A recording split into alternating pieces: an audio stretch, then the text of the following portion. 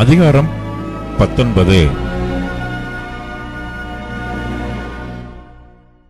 அதன் பின்பு அம்மோன் புத்திரரின் ராஜாவாகிய நாகாஸ் மரித்து அவன் குமாரன் அவன் ஸ்தானத்தில் ராஜாவானான். அப்பொழுது தாவீது, ஆனூனின் தகப்பனாகிய நாகாஸ் எனக்கு தயவு செய்தது போல நானும் அவன் குமாரனாகிய இவனுக்கு தயவு செய்வேன் என்று சொல்லி அவன் தகப்பனுக்காக அவனுக்கு ஆறுதல் சொல்ல ஸ்தானாபதிகளை அனுப்பினான். தாவீதின் ஊழியக்காரர் ஆனூனுக்கு ஆறுதல் சொல்ல அம்மோன் புத்திரரின் தேசத்திலே வந்தபோது அம்மோன் புத்திரரின் பிரபுக்கள் ஆனூனை பார்த்து, தாவீது ஆறுதல் சொல்லுகிறவர்களை உம்மிடத்தில் அனுப்பினது உம்முடைய தகப்பனை கனம் பண்ணுகிறதாய் உமக்கு தோன்றுகிறதோ?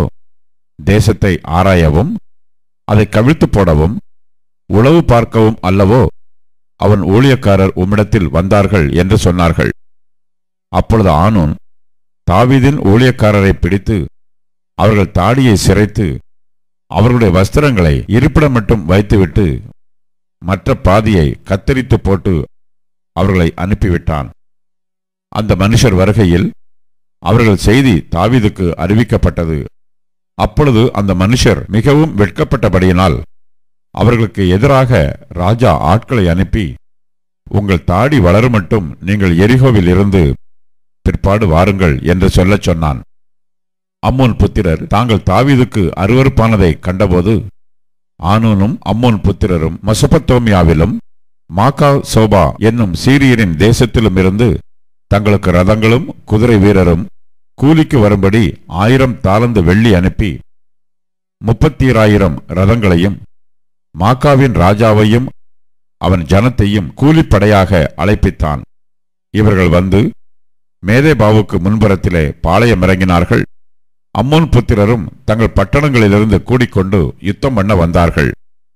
அதை தாவீது கேட்டபோது யோவாபையும் பலசாலிகளின் இராணுவம் முழுவதையும் அனுப்பினான். அம்மோன் புத்திரர் புறப்பட்டு வந்து பட்டணத்து வாசலண்டையில் அணிவகுத்தார்கள். வந்த ராஜாக்கள் தனித்து வெளியிலே போருக்கு ஆயத்தமாய் நின்றார்கள். யுத்த இராணுவங்களின் முகப்பு தனக்கு முன்னும் பின்னும் இருக்கிறதை யோவாப் கண்டு அவன் இஸ்ரவேலிலே தெரிந்து கொள்ளப்பட்ட அனைவரிலும் ஒரு பங்கை பிரித்தெடுத்து அதை சீரியருக்கு எதிராக நிறுத்தி மற்ற ஜனத்தை அம்மோன் புத்திரருக்கு எதிராக போருக்கு ஆயத்தப்படுத்தி தன் சகோதரனாகிய அபிசாயிக்கு ஒப்புவித்து அவனை நோக்கி, என்னை பார்க்கிலும் சீரியர் பலங்கொண்டால் நீர் எனக்கு துணை நில். உன்னை பார்க்கிலும் அம்மோன் புத்திரர் பலங்கொண்டால் நான் உனக்கு துணை நிற்பேன். தைரியமாயிரு. நாம் நம்முடைய ஜனத்திற்காகவும் நம்முடைய தேவனுடைய பட்டணங்களுக்காகவும் திடன் கொண்டிருக்க கடவோம். கர்த்தர் தமது பார்வைக்கு நலமானதை செய்வாராக என்றான். பின்பு யோவாபும் அவனோடு இருந்த ஜனமும் சீரியரோடு யுத்தம் பண்ண சேர்ந்தார்கள். அவர்கள் அவனுக்கு முன்பாக முறிந்தோடினார்கள். சீரியர் முறிந்தோடுகிறதை அம்மோன் புத்திரர் கண்டபோது அவர்களும் அவன் சகோதரனாகிய அபிசாய்க்கு முன்பாக முறிந்தோடி பட்டணத்திற்கு உட்பட்டார்கள். யோவாப் திரும்ப எருசலேமுக்கு வந்தான். தாங்கள் இஸ்ரவேலுக்கு முன்பாக முறிய அடிக்கப்பட்டதை கண்டபோது அவர்கள் நதிக்கு அப்புறத்தில் இருக்கிற சீரியரை வரவழைத்தார்கள். ஆதா ரேசரின் படைத்தலைவனாகிய சோபாக் அவர்களுக்கு முன்னாலே நடந்து போனான்.